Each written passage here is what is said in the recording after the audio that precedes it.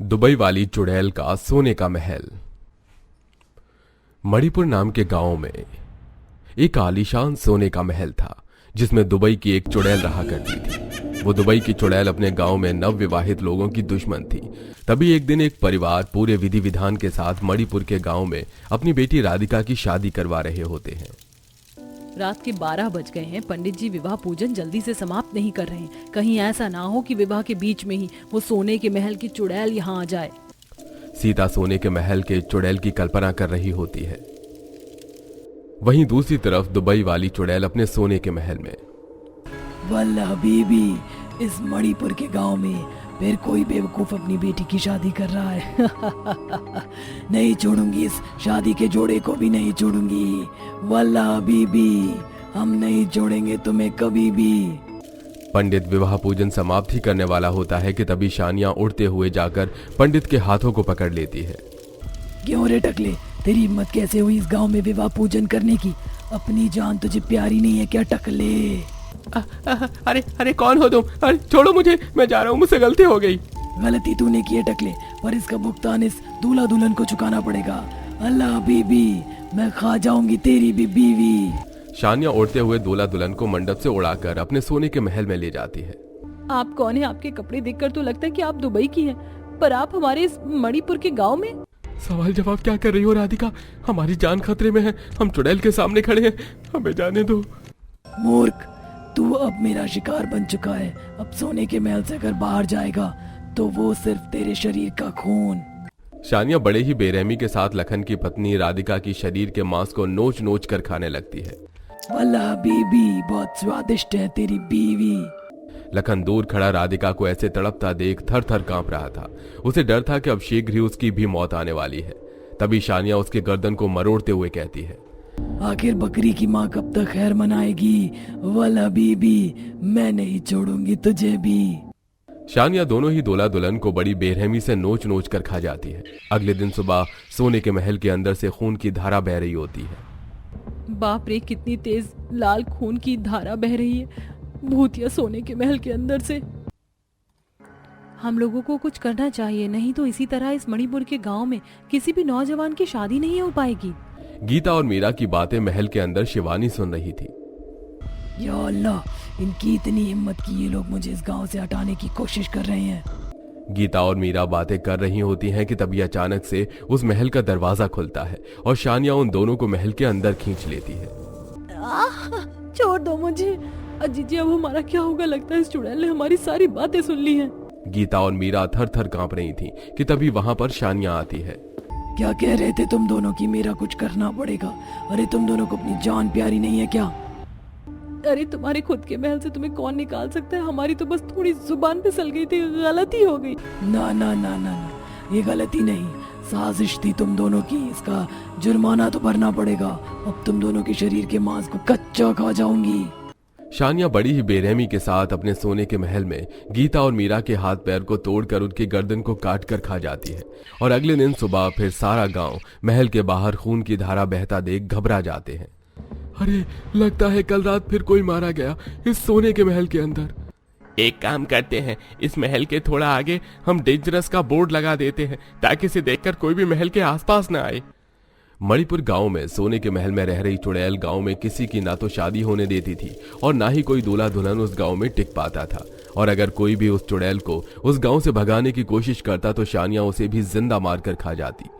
यही सब देखते हुए मोहन और गोपाल महल के आगे डेंजरस का बोर्ड लगाकर वहां से चले जाते हैं। तभी उस शाम गांव में किशोर नाम का एक लड़का आता है जो उस गांव में नया होता है। किशोर की नजर उस चमचमाती सोने के महल पर पड़ती है। अरे वाह, कितना आलीशान महल है, आज से पहले मैंने कभी सोने का महल नहीं देखा। किशोर देखते ही देखते महल से इतना आकर्षित हो जाता है कि वो महल के दरवाजे तक पहुंच जाता है। रुको, वहां जाना नहीं, भूल से भी अंदर मत जाना। कौशल्या उसे रोकने की बहुत कोशिश करती है, लेकिन किशोर आकर्षित होता हुआ दरवाजे के पास पहुंचता है और वो जैसे ही दरवाजे को छूता है शानिया उसको महल के अंदर खींच लेती है। 2005 2005 ये लगा कर इस महल में, ये 2005वीं मौत है। हे कृष्ण, इस पापी महल का अब नाश कर, नहीं तो इस गांव में ऐसे ही निर्दोष अपनी जान गंवाते रहेंगे। किशोर महल के अंदर घुसता है। शानिया उसके पास आकर उसके हाथ को मरोड़ते हुए कहती है, क्यों रे चिरकुट, चिंपांजी सी शक्ल के तेरी हिम्मत कैसे हुई मेरे सोने के महल को छूने की? तेरे बाप दादा ने भी कभी देखा था सोने का महल? मुझसे गलती हो गई। अगर मुझे पता होता कि यह सोने का महल किसी डरावनी चुड़ैल का है तो मैं कभी यहाँ नहीं आता। तू आया नहीं, लाया गया है। ये सोने का महल ऐसे ही लोगों को आकर्षित करता है, और जब वो आकर्षित होकर सोने के महल के अंदर आ जाते तो मैं उन्हें जिंदा मार कर, काट कर, नोच कर उन्हें खा जाती हूँ। वाला बीबी, मैं खा जाऊंगी तेरे शरीर के मांस को भी। शानिया चाकू से किशोर के हाथों की उंगलियां, फिर पैरों और सिर को काट कर खा जाती है और बाहर महल से खून की धारा तेजी से बहने लगती है। सब डर के मारे अपने अपने घरों में चले जाते हैं। ऐसे ही कई दिन गुजरते हैं। सारा गांव अब दहशत में रहने लगा था। तभी एक दिन रात में 2 न्यू कपल मणिपुर के गांव में घूमने आते हैं। रात के समय सोने का महल बहुत ज्यादा चमचमा रहा था। इतने छोटे से गांव में इतना आलीशान ये सोने का महल किसने बनवाया होगा? सचमुच ये आलीशान सोने का महल कितना चमचमा रहा है। सच बताऊं तो मेरा मन कर रहा है कि हम दोनों अपनी शादी की पहली तस्वीर इस सोने के महल के अंदर जाकर लें। सही कह रही हो, चलो चलते हैं। तभी वहां पर गांव की सबरी आती है। ये महल श्रापित है और तुम दोनों नवविवाहित हो। तुम्हारा ऐसे इतनी रात को इस महल के आसपास घूमना ठीक नहीं है। हो प्लीज राम, तुम ये ड्रामा क्रिएटर बुढ़िया की बातें मत सुनो। ये पुरानी मूवी की तरह कोई सस्पेंस क्रिएट करने वाली बुढ़िया है। इसकी बातें हमें इग्नोर करनी चाहिए। सबरी की बातें इग्नोर करके राम और सीमा उस सोने के महल के अंदर घुस जाते हैं, जहां चेयर अपने ही आप हिल रही थी, पंखे चल रहे थे, फर्श पर पैरों के निशान थे। अरे यहाँ दूर दूर इस महल में कोई दिखाई नहीं दे रहा, फिर ये पैरों के निशान किसके हैं? और ये चेयर अपने आप हिल क्यों रही है? और ये पंखा भी चल रहा है। रुको, मैं इस चेयर को रोक कर देखता हूँ।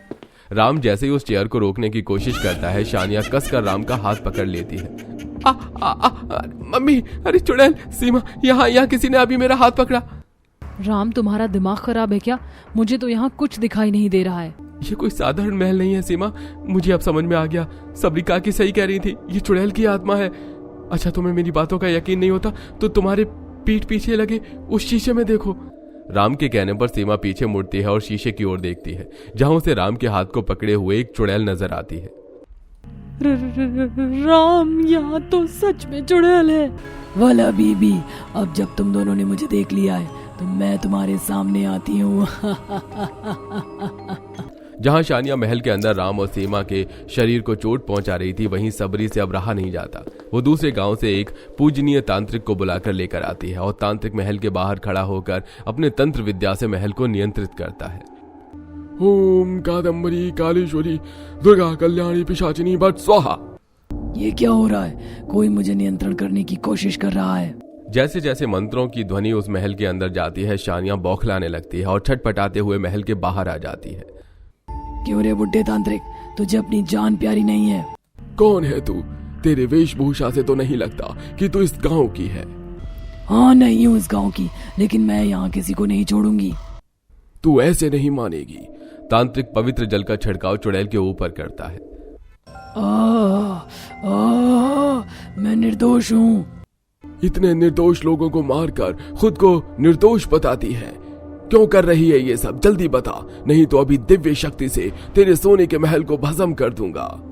नहीं, मैं बताती हूँ। एक समय की बात है जब मैं दुबई से इस गांव में एक लड़के से शादी करके आई थी।